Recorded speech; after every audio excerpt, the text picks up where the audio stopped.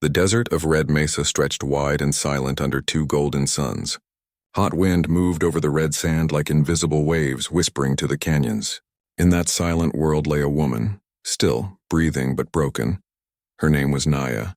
She had once been one of the most respected warriors in her Apache tribe.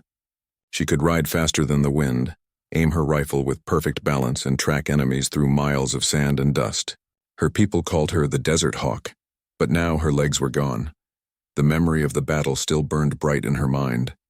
The raiders had come at dawn, flying in on their hoverbikes, their faces hidden behind dark masks. They carried stolen alien drones that screamed like angry birds. Naya had stood at the front of the defense line with her spear and rifle. She was ready to fight like she always did, but then an explosion came from the sky. The blast threw her from the ridge and fire swallowed everything below. When she opened her eyes again, she was on the sand, her legs crushed beneath a heavy metal shard from a drone. She did not cry. She did not scream. She simply clenched her teeth and pressed her hands into the earth. A warrior did not show fear. Her people found her after the battle. For a moment, Naya thought they would carry her home. She thought they would help her heal. But the elders stood around her in silence. In Apache tradition, a warrior must walk, ride, and fight. A warrior without legs was not part of the fighting circle anymore. She was no longer the Desert Hawk. The oldest elder placed a hand on her forehead and whispered, "May the wind carry your spirit." Then they walked away, one by one. Her people left her there on the sand. The wind grew colder as the twin suns began to fall behind the cliffs. Naya tried to move, but pain cut through her like a blade. Her hands were covered in blood and sand. She could see the vultures circling high above. A part of her knew what that meant. She was alone. But even then, Naya refused to close her eyes. She kept looking at the stars rising in the purple sky. She thought of her horse. She thought of the children of her tribe. She thought of the songs she had once sung at the fire. She would not die with fear in her heart. Hours passed. The night came. A shape moved slowly through the dark, a single figure riding a hovering iron horse. The sound of the engine echoed through the canyon. Naya tried to reach for her rifle, but it was too far. The figure drew closer, a long shadow against the moonlight. It was a cowboy. His coat was dusty, his hat tilted low, and his boots made a soft sound against the sand as he stepped down.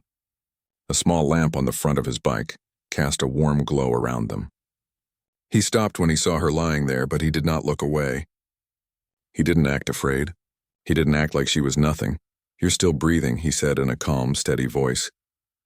Naya didn't answer. Her throat was dry like the desert itself. He knelt beside her and checked the wound. He whistled softly. "You're lucky, warrior woman. The blast should have taken more than your legs." She stared at him with sharp eyes. "Leave me," she whispered. The man tilted his head. "Not my way." He lifted a metal canteen from his belt and held it to her lips. She hesitated. She had been taught not to trust outsiders. Cowboys were drifters, raiders, mercenaries. But the thirst burned her throat. She took a small sip. The water felt like life. "My name's Cole," he said quietly. "Cole Harlan. Used to ride with the Frontier Guard before the war ended." She didn't tell him her name. She didn't need to. But he didn't ask again. He simply looked around, studying the sand, the blood trails, the broken pieces of raider drones scattered nearby. "Looks like your people left in a hurry," he said softly. "Or maybe they left you." Naya's eyes flashed with anger, but there was no point in lying. "They followed the law of the tribe," she said. "A warrior who cannot walk cannot fight." Cole's jaw tightened. "Then they're fools." She glared at him, but he didn't flinch. He opened a pouch on his belt and took out a small medical kit. His hands were careful, steady. "I've seen worse. I can stop the bleeding, but we need to get you out of here before the sand wolves smell it." She stared at the stars again. "Why help me?" He paused for a moment. His eyes were tired but kind. "Because no one deserves to be left behind." He began to work. His tools weren't fancy, but they were sharp and clean. He wrapped her wounds, sealed the bleeding with gel, and injected a small dose of pain relief. Naya clenched her teeth and stayed silent the entire time. When he was done, he lifted her gently onto his hovering bike. She was lighter than she had been before the accident. Her pride screamed at her, but her body could not fight. The engine hummed like a sleeping beast as they moved through the night. They rode across the desert for hours. The wind brushed against her hair. The stars above seemed endless. Cole didn't talk much, and neither did she. But something in his presence made the silence less cold. Finally, they reached a small outpost hidden in the canyon. It was a rough shelter made of metal walls and old ship parts. Cole carried her inside and placed her on a soft cot. A small fire burned in a metal drum, filling the room with a warm orange light. Cole poured more water into a cup and handed it to her. "Drink, you're safe here for now." Naya drank slowly. She still didn't trust him fully, but she felt something she hadn't felt in a long time. Hope. He walked to the corner of the room and opened a box. Inside were pieces of old cybernetic limbs. Some were dusty, some broken, but some still gleamed silver under the firelight. He lifted one of the legs, its joints shining softly. "I've built things like this before," he said. "I can make them fit. Stronger than any legs you ever had." She stared at the limb in silence. For her tribe, losing her legs was the end. But for this man, it was not the end at all. It was a beginning. "You don't know me," she said quietly. He smiled a little. "Don't need to. I just know you're still breathing. And breathing means you're still fighting." She looked down at the empty space where her legs had been. She felt the weight of her tribe's judgment. She felt the pain of being cast out. But beneath that pain, a small flame still burned. "I am Apache," she whispered. "I was a warrior." Cole leaned against the wall and folded his arms. "Then be one again." She looked up at him, really looked at him for the first time. There was no pity in his eyes, no fear, only respect. The night grew colder outside, but the small fire kept the room warm. Naya closed her eyes and remembered the wind, the horses, the songs of her people. She was not ready to die, not yet. The next morning, the suns rose slowly over Red Mesa. Cole worked on the cybernetic limbs using tools that buzzed softly like insects. Naya watched him from the cot. He moved with quiet skill, welding metal and connecting wires as if he had done it 100 times before.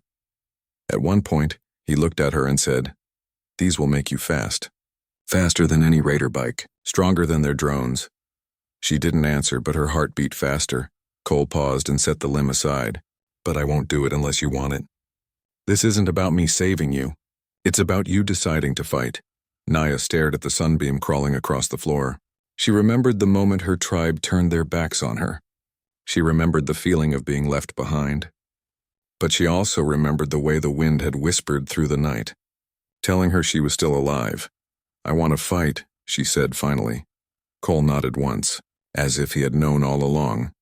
He began the careful work of preparing her for the surgery. She did not cry or look away. The pain was real, but she had known pain before. Pain was part of the path.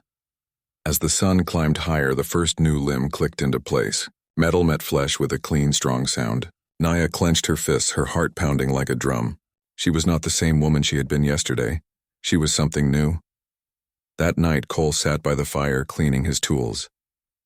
Naya stared at her new legs. They weren't finished yet, but they were real. She could feel the strength humming inside them.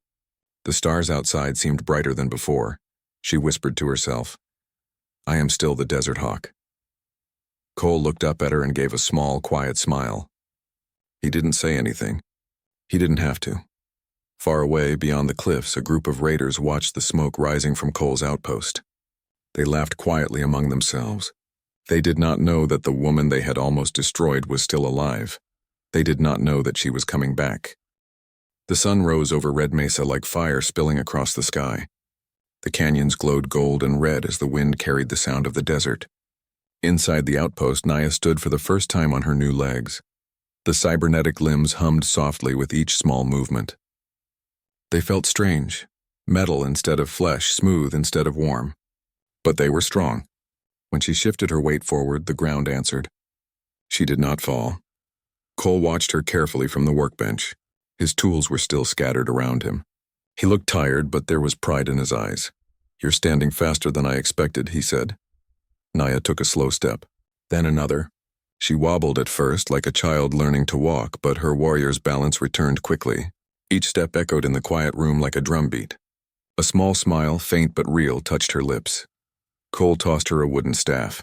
"We'll start with this." She caught it easily. The training began.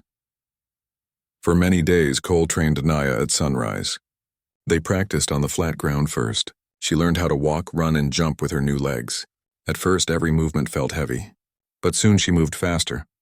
The strength of the cybernetics gave her power she had never known before. They climbed the canyon walls together, raced through the sand dunes, and trained with weapons. Cole taught her how to use the new power without losing control. Naya pushed herself harder than ever. She had been left behind once. She would never let it happen again. One morning, after hours of training, Cole leaned against the hoverbike and watched her sprint across the sand with the speed of a machine and the grace of a hawk. "I reckon," he said, smiling a little, "you're faster than me now." Naya stopped, breathing hard but steady. Her long hair blew in the wind. "No," she said. "I'm faster than who I was." At night, they sat by the fire. Cole told quiet stories about the frontier wars, about the raiders who once terrorized entire colonies. Naya listened, sometimes speaking of her tribe, the songs they sang and the dances under the stars. But there was something new between them now, not weakness, not pity, respect. Two fighters from different worlds, sharing a silent promise. Meanwhile, far beyond the canyon, the raiders were not silent. Their leader, a tall man with a black visor, slammed his hand on the map table. "The woman should be dead," he growled. "No one survives the drone fire." His second-in-command pointed at a signal on the screen. "Someone is hiding in the old canyon outpost." One of the scouts saw smoke. The leader smiled, a cold smile. "Then we finish the job." The raiders prepared their hoverbikes and drones. Dozens of engines growled in the night. Red lights blinked across the desert. The storm was coming. Naya stood on top of a cliff the next morning, looking at the horizon. Her sensors, the new system built into her cybernetic legs, picked up vibrations in the sand. Something was coming. "Raiders," she said quietly. Cole tightened the strap on his holster and checked the charge on his old blaster rifle. "How many?" "Too many for us alone," Naya answered. "But not too many to fight." Cole gave her a quick smile. "That's the spirit." They moved quickly. Cole prepared traps around the outpost, hidden mines, tripwires, and sensor alarms. Naya climbed high onto the rocks, her new legs allowing her to leap and climb faster than any normal human. The wind blew her hair back as she crouched, scanning the land like a hawk on the hunt. The sound of engines filled the air. Then out of the shimmering heat the raiders appeared, dark bikes slicing through the sand like arrows. Above them, small alien drones hovered, their red lights blinking like angry eyes. Cole muttered, "Looks like the whole gang came." Naya's hand tightened on her spear. "Good." The first raiders charged toward the outpost. They thought it would be easy. But Cole's traps went off like thunder. Explosions threw sand into the sky. Two bikes flipped over. Drones lost balance and crashed. Naya leapt from the cliff like a shadow. She landed in the middle of the raiders with the sound of metal striking rock. Her cybernetic legs powered her forward like a storm. One kick sent a raider flying backward into the sand. Her spear spun in her hands, fast and precise. The raiders shouted in panic. They had expected a weak, broken woman. Instead, they met a warrior reborn. Cole rode his hoverbike through the fight, firing sharp, clean shots that hit their marks. He moved with experience and calm. Together, he and Naya became a wall of fire and steel. The drones swarmed toward Naya, but she was faster. She ran straight at them, her legs kicking up waves of sand. She jumped, spun, and struck two drones out of the air with a single swing of her spear. The last one she grabbed by its metal neck and slammed into the ground. Cole shouted, "Nice move!" Naya didn't answer. She was too focused. Her heart beat like a drum, steady and strong. The raider leader finally entered the fight, his black visor glowing. His bike was larger than the others, armored like a tank. He pointed a weapon at Naya. "You were supposed to die," he shouted. Naya stared at him calmly. "You were supposed to leave me behind." He fired a blast. Naya jumped over it with a single powerful leap. The beam burned the sand beneath her. She landed on his bike and drove her spear through the weapon's barrel, breaking it clean. The leader tried to hit her, but she caught his arm with her metal grip. "I am the Desert Hawk," she said softly. Then she threw him from the bike. The battle raged on. Dust filled the air. But slowly, one by one, the raiders began to fall. Their drones cracked under the weight of the traps. Their bikes spun out. The leader crawled through the sand, his helmet broken, his army scattered. Naya stood over him, her spear glowing in the rising sun. "Remember my face," she said. "This is what happens when you underestimate those who rise again." The leader stared up at her. For the first time, he was silent. When the fight was over, the canyon lay quiet once more. The raiders were either captured or running. Cole sat on a rock, breathing hard, his hat tipped back. "Well," he said with a grin, "remind me never to make you angry." Naya wiped the sand from her spear and looked at him. She didn't smile often, but this time she did. A small, fierce smile. The two of them began to clean the battlefield, taking what they could use. Weapons, fuel, spare parts. Naya's tribe had left her to die, but here, with Cole, she had built something new. A new strength. A new purpose. 2 days later, a group of Apache riders appeared on the horizon. The tribe had heard the sounds of the battle. They came cautiously, expecting raiders, but what they found was Naya standing tall on metal legs, a spear in her hand, and the raider camp destroyed behind her. The elders dismounted their horses. For a long time, no one spoke. Naya's former commander, an older warrior, stepped forward. "Naya," he said softly, "you live." "I live," she answered. Her voice was steady like stone. "You left me, but I rose again." The elder bowed his head. "We were wrong." The tribe lowered their weapons and knelt. They saw not a broken warrior, but a living legend. A woman who had stood against an army and won. Cole stood a little to the side, tipping his hat. He wasn't part of the tribe. He didn't need to be. This was her moment. That night, the tribe made a great fire at the canyon. They sang songs for Naya. They told the story of how she rose from the sand like a hawk with iron wings. The children listened with wide eyes, already memorizing the tale. But when the night grew quiet, Naya stood at the edge of the firelight with Cole. "I will not return to the tribe," she said. "I have a new path." Cole nodded. "Didn't think you would." She looked at the stars. "There are other places out there. Other people who need help." "The raiders were only the beginning," he grinned. "Well then, Desert Hawk, looks like we're partners." She gave a small laugh. It was rare but warm. Partners. They rode out the next morning together across the red sand with the suns rising behind them. The wind carried their tracks toward the horizon, but as they disappeared into the desert far away, a signal crackled through a broken raider radio tower.